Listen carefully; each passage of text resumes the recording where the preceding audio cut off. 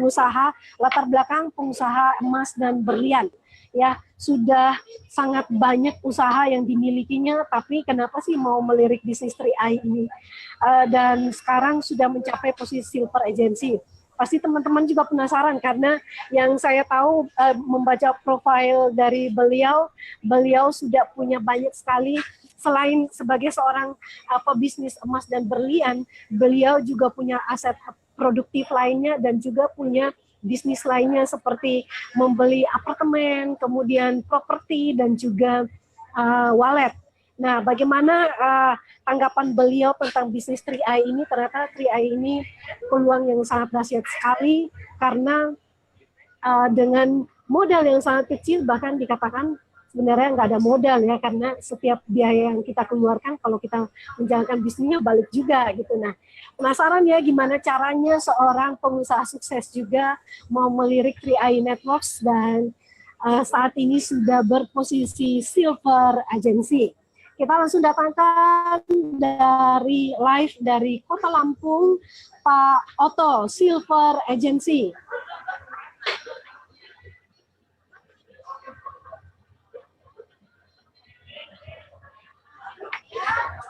Selamat malam Pak Otto. Ini ketemunya kedua kali kita ya.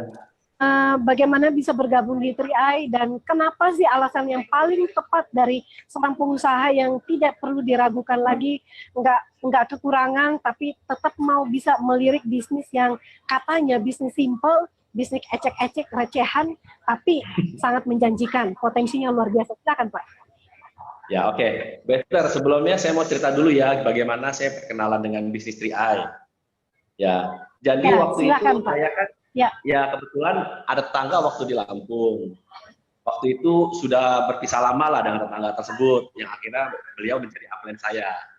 Nah, jadi beliau waktu itu sempat WA saya, bukan WA dulu, zamannya BBM masih ya, karena 2017 ya. Beliau BBM saya menanyakan apa kabar. Jadi beliau tawarkan suatu bisnis, dan saya tahu karena beliau itu sebenarnya pemain MLM. Nah, sedangkan saya sendiri paling tidak suka dengan namanya bisnis MLM selama ini. Nah, apalagi saya juga boleh dibilang ya dulu pernah waktu di Lampung, waktu masih tetanggaan, beliau juga menawarkan suatu MLM, dan di MLM itu pun akhirnya saya terjeblos di situ. Akhirnya beliau menawarkan lagi suatu bisnis seperti MLM, akhirnya saya sempat tolak. Dia sempat tanya waktu itu nomor HP istri saya. Begitu saya tanya, ada apa ya? Saya bilang, saya dengan jawab dengan sinisnya, karena saya tahu pasti MLM yang ditawarin oleh beliau. Akhirnya singkat cerita, akhirnya saya terima juga, saya baca, dia tawarkan suatu peluang bisnis yang sangat berbeda ternyata. Akhirnya kita janjian ketemu. Waktu itu pas saya lagi ada seminar di Jakarta. Jadi saya secara diam-diam bertemu dengan beliau untuk akhirnya ikut BOP di Bolsena. Saya dengarkan presentasi waktu itu Pak Elman yang presentasi. Saya dengarkan dari awal sampai akhir. Setelah saya presentasi, saya diajak ke rumah, dia bilang gini, yuk kita lihat yuk. Yang namanya Pak Afrial, kondektor bus, dia bilang, mantan kondektor bus sekarang sudah jadi miliarder dari bisnis 3i. Lah, saya kan penasaran, seperti apa sih, masa iya sih ada orang yang bisa berhasil seperti ini. Akhirnya saya diajaklah ke rumah Pak Afrial, di sana. Akhirnya saya ngobrol-ngobrol stres dengan Pak Afrial, dan dalam hati saya, ternyata benar ada makhluknya kalau saya bilang ya, ternyata nggak bohong bisnis ini. Akhirnya saya pun ambil keputusan, malam itu juga saya tanda tangan Kom SPAJ itu di rumah Pak Afrial langsung. Saya tanda tangan, saya ambil keputusan yang 1 juta saat itu. Dan saya berpikir kenapa saya bilang 1 juta? Karena saya berpikir karena ini namanya kita otak bisnis ya Bu Esther. Jadi yang namanya sesuatu yang bisa memberikan yang hasil yang terbaik, karena kan saya juga berpikir pasti nanti akan gratis nabungnya. Akhirnya saya ambil 1 juta saat itu. Begitu saya ambil 1 juta, akhirnya bisnis ini saya bercerita dengan Pak Afrial, ngobrol, saya bawa ke Lampung, singkat cerita bisnis ini. Untuk awal, yang saya prospekin ada karyawan saya, saudara saya, dan teman-teman sekitar lah. Nah, di bulan pertama saya join, saya langsung berhasil closing 16 orang. Kan lumayan, Bu Esther. Saya closing 16 orang, itu di income di bulan pertama saya di angka 2.056.000, saya ingat banget waktu itu. Halo, ya Bu Esther. Ya, jadi saya waktu itu berhasil mendapatkan income 2.056.000. Halo Bu Esther, kedengeran nggak suara saya? Ya Pak, Jelas lanjut. sekali Pak, suaranya jelas Masih Pak. masih jelas ya? Ya, Masih jelas. kedengeran ya? Baik, Ya, masih. ya. Jadi ya income pertama saya di 3i 2.056.000. Karena saya bilang bisnis ini ternyata mudah banget. Saya tawarkan orang banyak yang tertarik akhirnya. Dan benar, akhirnya mereka pun saya ajarkan bagaimana caranya bisa merekrut. Yang lumayan juga akhirnya saya ajak-ajak juga bisa berpenghasilan. Lalu di bulan pertama saya join April, 12 April. Lalu di bulan Mei saya langsung mencapai posisi leader agency saat itu. Dengan income loncat dari 2.056.000 ke 3,6. Lalu 1 bulan kemudian, tepatnya di bulan Juni, saya langsung mencapai posisi Brown Agency, Bu Esther. Ya. Dan hebatnya lagi ini bisnis, kan saya kan seorang pengusaha, kenapa saya pikir, kenapa saya akhirnya kok mau menjalankan ini 3i? Karena ini salah satu yang akan menghasilkan passive income sebenarnya. Karena Warren Buffett, seperti kita tahu, mengatakan, jika engkau belum menemukan cara atau sistem di mana saat engkau tidur, uang itu akan masuk ke kantongmu, sudah dipastikan engkau akan bekerja sampai ajal menjemputmu. Bayangkan, jadi kita memang seorang pengusaha, kita berbisnis, kita dapat duit. Saat saya liburan juga uang itu ke kantong saya akhirnya. Artinya saya nggak dapat penghasilan. Nah itulah kenapa saya paling hobi mengumpulkan aset-aset yang bisa menghasilkan passive income. Dan saya dengan cara, yaitu saya beli-beli properti. Tahu sendiri properti modalnya kan sekarang luar biasa besarnya. Jadi dengan 3i ini saya bilang ini luar biasa banget. Karena setelah saya hitung-hitung, ternyata hanya dengan modal 50.000 di awal, kita sistemnya juga nabung dan itu pun akan kembali lagi ke kita. Nah, ini saat ini dari bisnis 3i saya, itu sudah bisa mengalahkan dengan sekitar 4 sewaan apartemen saya tipe studio, Bu Esther, setiap bulannya. Boleh dibilang penghasilannya. Dahsyat. Karena saya bilang, ini luar biasa banget. Untuk apalagi kita modal besar-besar, kalau bisa dengan modal yang kecil, gitu, Bu Esther. Nah, jadi pas di bulan Juni, saya ingat banget, saya dengan nekatnya, karena kalau saya ingat banget, karena saya berbisnis emas ini dari tahun 99. Dari tahun 99 saya menjalankan bisnis merintis dari nol banget. Jadi saat itu saya masih numpang di rumah mama saya. Selama 2 tahun saya numpang di rumah mama. Itu bayangkan, di 3i hanya dalam waktu 2 bulan, di bulan Juni, saya sudah berani cicil apartemen dari uang 3i. Itu dengan cara saya kumpulkan bonus dari istri saya, mertua saya, sama saya gabungin untuk kasih uang tanda jadi. Boleh dibilang 10 juta waktu itu. Jadi saya untuk di awal itu, saya benar-benar itu uang dari bonus untuk uang mukanya. Cicilan bulan berikutnya keluar tagihan dari pihak developer. Saya ingat banget dari bonus saya sendiri, saya hanya keluar uang 13.000 saja, Bu Esther. 13.000 dari kantong saya sendiri bisa untuk nyicil apartemen. Sampai saat ini apartemen itu pun beres saya cicil di 2 tahun ini dari cicilannya. Dan saat ini mulai masuk ke KPA. Dan dari KPA ternyata cicilannya jauh lebih kecil daripada bonus yang saya dapatkan. Makanya ini luar biasa banget, saya bilang, Bu Esther. Kalau di bisnis konvensional, jangan coba-coba kita berani beli apartemen, baru berbisnis 2 bulan. Itu boleh dibilang bunuh diri, Bu Esther. Tapi di 3i saya bisa buktikan. Makanya saya bilang ini luar biasa banget, Bu Esther. Nah, gitu. Makanya saya bilang ini dahsyat. Akhirnya saya merintis bisnis ini pun bersama Pak Afrial. Saya ajak ke Lampung untuk mengembangkan bisnis ini lebih lagi. Dan boleh dibilang, puji Tuhan banyak orang-orang yang ikut di bisnis ini dan mereka pun berpenghasilan. Seperti ada downline saya, itu mitra saya juga ya, itu seorang pedagang kue keliling. Pedagang kue keliling yang sangat antusias sekali. Dan beliau saat ini udah bisa mencapai posisi di agensi. Dan ada juga karyawan, dia bekerja selama, dia bilang kerja 7 tahun. Kerja 7 tahun, income-nya mengalahkan di 3i kerja 7 bulan ternyata. Makanya mereka sangat beruntung banget ketemu dengan bisnis 3i ini, Bu Esther. Nah, itu ya, jadi saat ini, waktu itu saya mencapai posisi LA di bulan Mei 2017, lalu loncat di Juni 2017 saya mencapai bronze. Nah dari bronze ke silver itu saya emang agak berat juga, Bu Esther. Di situ saya lambat banget. Nah akhirnya waktu itu saya ingat banget, saya ikut acara Crown Agency waktu itu. Crown Agency. Crown Academy mungkin. Crown Academy. Ya, Crown Academy, Crown Agency. Ya, maaf. Ya, Crown Academy. Ya, betul. Nah, jadi saya ikut Crown Academy di puncak waktu itu. Begitu saya ikut, saya di situ dibuka lagi mindsetnya. Ternyata saya udah nyantai-nyantai. Begitu saya ikut itu, saya digembleng lagi, saya dapat pengetahuan lagi, saya pulang, saya praktek lagi, saya mulai closing pribadi lagi. Akhirnya dalam waktu itu juga di Oktober saya mencapai posisi silver dalam waktu 1 bulan setelah ikut Crown Academy. Makanya saya bilang ini luar biasa banget. Begitu saat kita loyo, ada training-training, kita wajib ikut, kalau saran saya. Memang di bisnis ini, bisnis yang boleh dibilang recehan tapi hasilnya sangat luar biasa sekali Bu Esther kalau saya bilang. Bisnis 3i ini. Ya. Jadi saya mau cerita mengenai ini lagi Bu Esther. Ada lagi kisah-kisah di mana saya mengalami masa-masa loyo di 3i juga. Karena memang kita ada saat titik jenuh. Saat titik jenuh itulah makanya kenapa pentingnya banget ada ikut kita BOP, ikut training-training. Nah, disitulah saat kita ikut lagi, saya terpacu lagi. Dan mulai terpacu lagi, bisa merekrut lagi, bisa mengajak-ajak mitra lagi.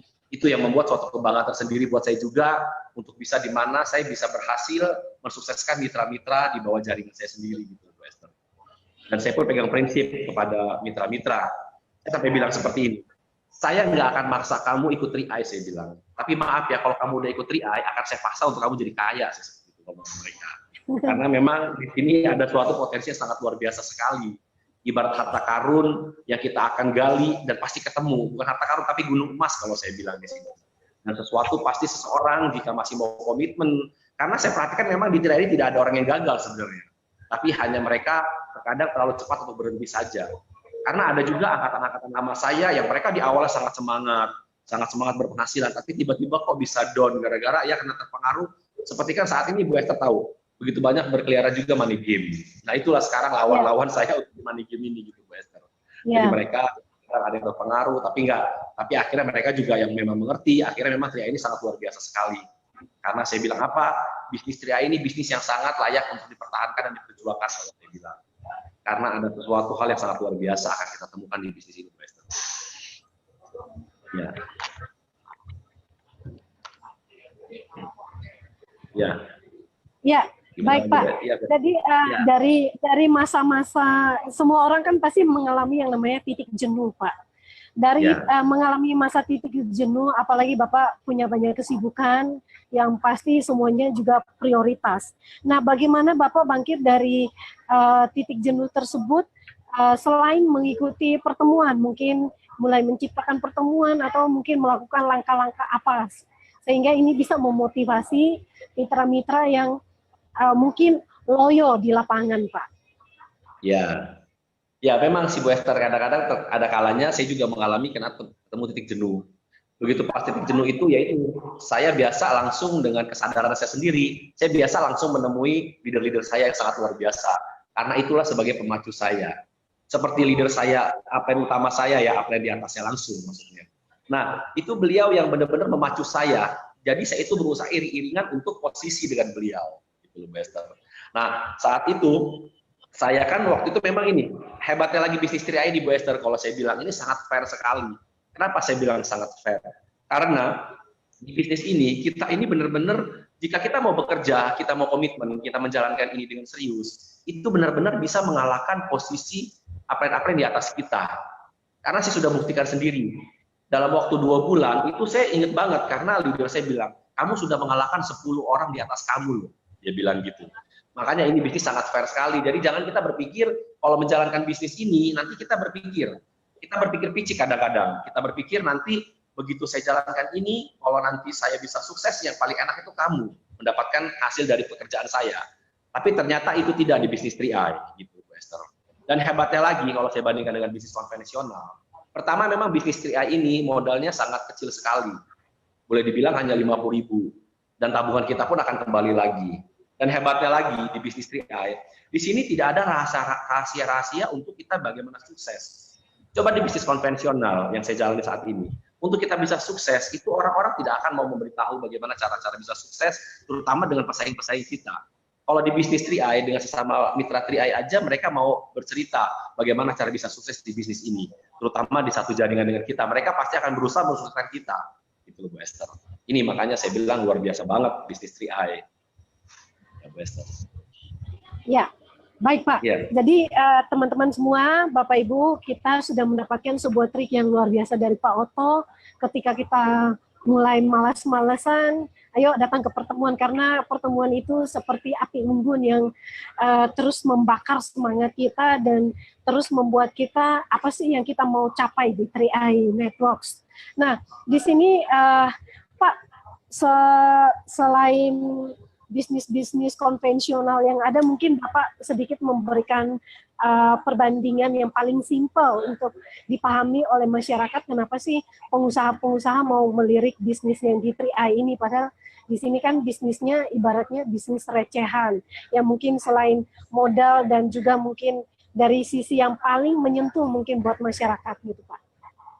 Oh ya, ya memang Bu Esther, kalau saya menurut pengalaman saya, ini bisnis memang sangat cocok dengan semua kalangan. Seperti dari kalangan karyawan, ini sangat cocok untuk paling tidak itu untuk income tambahan seorang karyawan tersebut yang saat ini masih bekerja. Dan selain itu, memang ini bisnis untuk masa pensiun. Karena kita tahu, saat orang masuk masa pensiun, itu kan berarti dia tetap harus bisa berpenghasilan. Sedangkan terkadang orang tenang-tenang aja tidak mempersiapkan masa pensiun, tidak merencanakan suatu bisnis.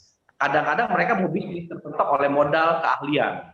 Sedangkan di 3i modalnya sangat minim sekali dan tidak diperlukan keahlian khusus untuk menjalankan 3i. Karena saya tidak mempunyai latar belakang MLM, saya tidak mempunyai latar belakang agen asuransi. Tetapi di 3i ini saya bilang ini bisnis sangat simpel sekali. Makanya saya bisa menjalankan bisnis ini dan akhirnya bisa berpenghasilan. Saya baru pertama kali ini menjalankan bisnis networking dalam suatu bisnis. Karena selama ini yang saya jalankan hanya bisnis konvensional yang saya tahu. Jadi benar-benar ini bisnis yang sangat luar biasa sekali kalau saya bilang, Bu Esther. Bisnis yang sangat boleh dibilang, apalagi saya untuk membandingkan dengan aset-aset seperti properti.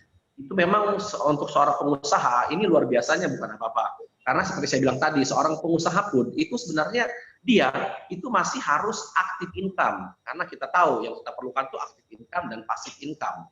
Kalau aktif income saat kita bekerja, itu yang ingin saya capai, keseimbangan suatu titik di mana saya ingin mencapai suatu titik banyak uang dan banyak waktu. Karena kita lihat banyak pengusaha saat ini duit sih banyak, tapi dia nggak punya waktu. Seperti saya kadang kalau saya kan pergi pagi ke tempat toko saya, ke bisnis saya. Saya pergi itu jam 9 udah berangkat. Nanti saya sampai rumah lagi sekitar jam 10, setengah 11. Terkadang sekali saya pulang ke rumah untuk makan siang di rumah, itu sekitar jam 2 siang. Kalau saya lihat pembantu saya keluar dari garasi, dia baru bangun tidur siang. Saya sempat bilang istri saya, pembantu kita enak banget ya, kita cari uang mati-matian dia bisa tidur siang. Sedangkan kita sendiri nggak bisa tidur siang. Nah, jadi saya pengen suatu titik, saya juga pengen punya banyak uang, banyak waktu gitu, Bu Esther. Selama ini kan boleh dibilang, rumah boleh mewah-mewah, apalagi di komplek-komplek tetangga saya, rumahnya mewah-mewah, tetapi yang menikmati kolam renangnya hanya pembantu. Saya tahu mereka kerja sibuk banget. Saya ketemu bisnis tirai ini lumayan banget. Apalagi nanti saya mencapai posisi crown 200-300 juta per bulan, itu saya punya banyak waktu dan banyak uang banget nantinya untuk keluarga saya, Bu Esther. Nah tujuannya seperti itu juga, Bu Esther. Nah, apalagi bisnis kan yang bisa diwariskan, gitu, Bu Esther. Ya betul. Ya, jadi luar biasa ya Pak Otto ya. Jadi ini memang kalau misalkan memang kalau penyakitnya orang yang sudah mapan, pengusaha ataupun orang-orang yang sudah sukses, jam terbangnya makin tinggi, yang diperlukan itu adalah kebebasan waktu. Betul atau tidak Pak?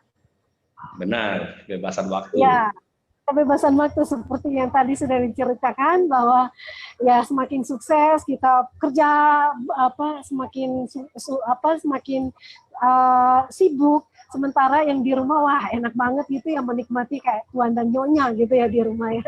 Nah kita pasti tentunya ingin seperti yang harapan-harapan yang telah diceritakan oleh Pak Otto bahwa tentunya kita ini menjadi impian setiap orang, punya banyak waktu dan juga punya banyak uang gitu untuk di hari tua apalagi gitu ya.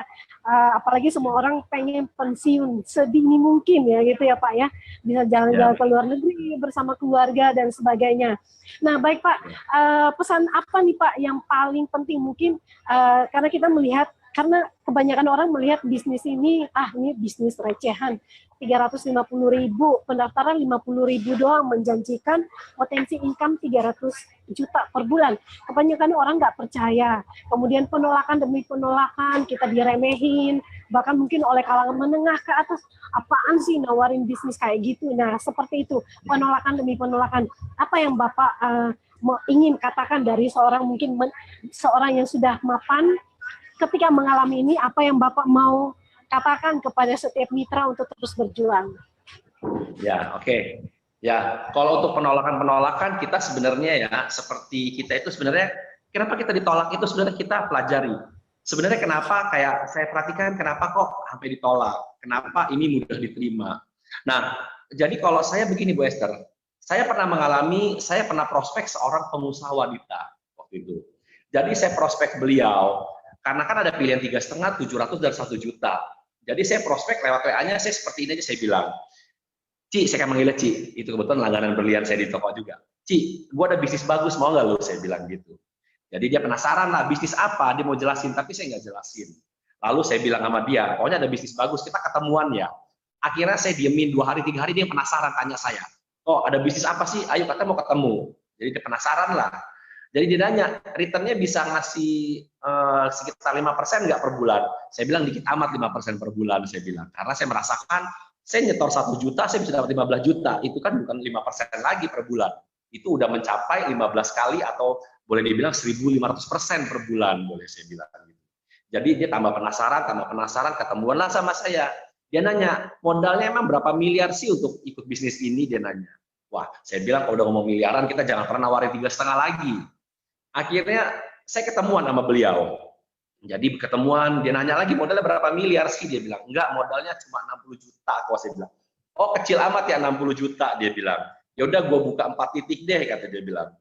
Dan saya jelasin lagi ke dia, ini bisa dicicil kok bayarnya bulanan, tambah semangat ya. Akhirnya dia benar buka 4 titik yang 1 juta semua.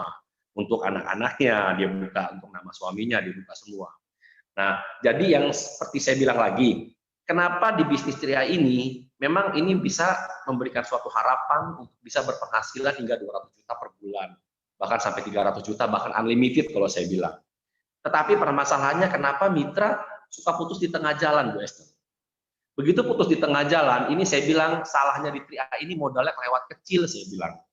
Salahnya modalnya kelewat kecil, hanya 50.000. Coba saya bayangkan, yuk ikut Tri A yuk bisa hasil 200-300 juta. Modalnya 5 miliar aja saya bilang.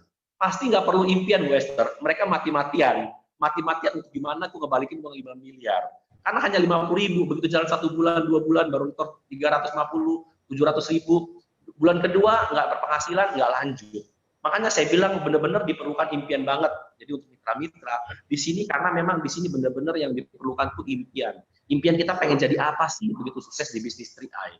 Karena kalau kita hanya ngambang nggak punya impian, itu karena modalnya kelewat kecil 50.000, nabung 3,5.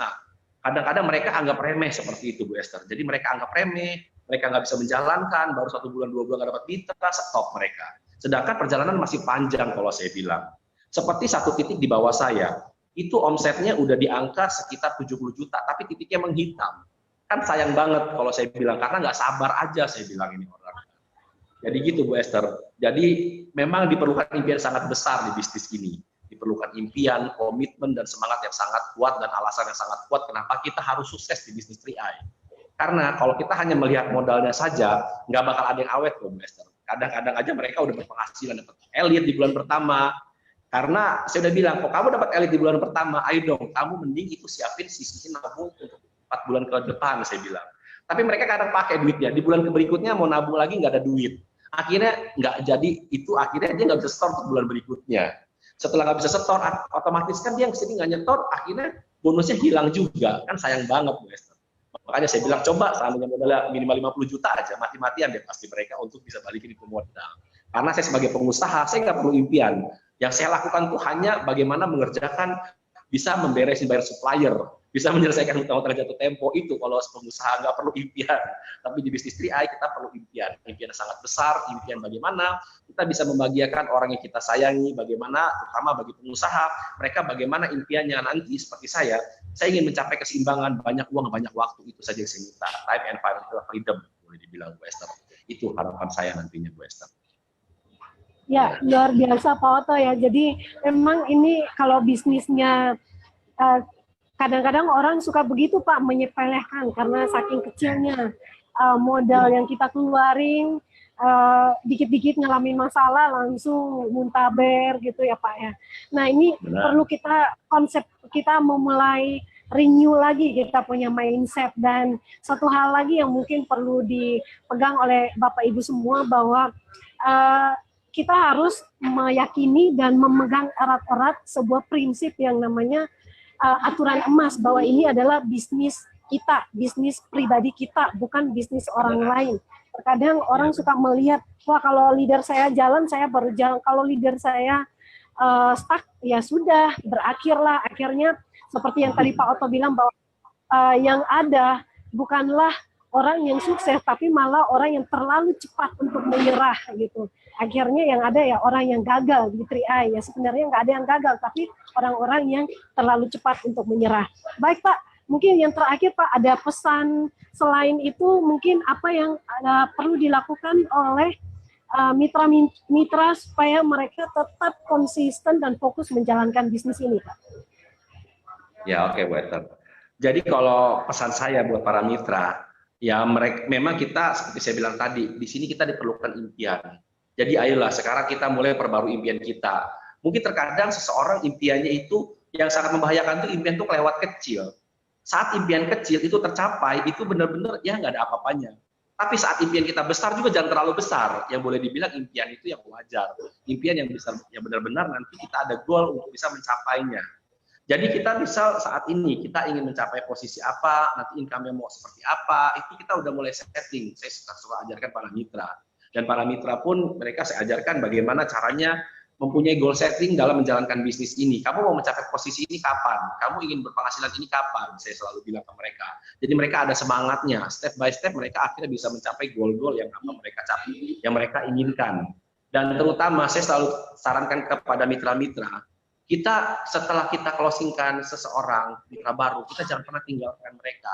Karena kita nggak mau dibilang bisnis yang nggak bertanggung jawab.